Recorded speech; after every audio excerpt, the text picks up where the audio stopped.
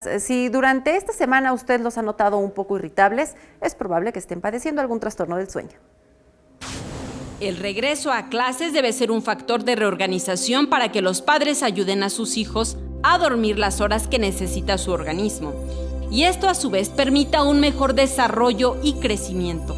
Hay que identificar primero mi niño, cuántas horas de sueño yo lo veo que funciona bien, que no anda irritable, que está bien concentrado, que tiene energía, ya lo identifiqué. Ahora, antes de ir a dormir y también durante el día necesito que mi niño haga cosas que favorezcan el descanso, ¿no? Pues, por ejemplo, cercano a la hora de irme a dormir, el pequeño no tendría que estar consumiendo ni azúcares en alta cantidad, chocolates, tés, mucho menos café, pero hay gente que sí le da café a los niños, pero está súper contraindicado, ¿no? O por ejemplo que horas previas al sueño hagan actividades tranquilas.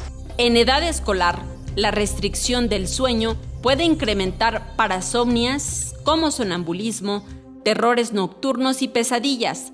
Aunque son normales, no deben ser recurrentes y si lo son, deben ser atendidos. El sueño es uno de los fenómenos necesarios para que un niño se desarrolle adecuadamente. Cuando un niño no duerme las horas de sueño requeridas, puede empezar a presentar síntomas diurnos, como por ejemplo mucho cansancio o irritabilidad, o incluso hasta a veces los llegan a confundir con el trastorno de déficit de atención. De acuerdo con los expertos, los recién nacidos de 0 a 3 meses deben dormir de 14 a 17 horas. Los bebés de 4 a 11 meses de 12 a 15 horas.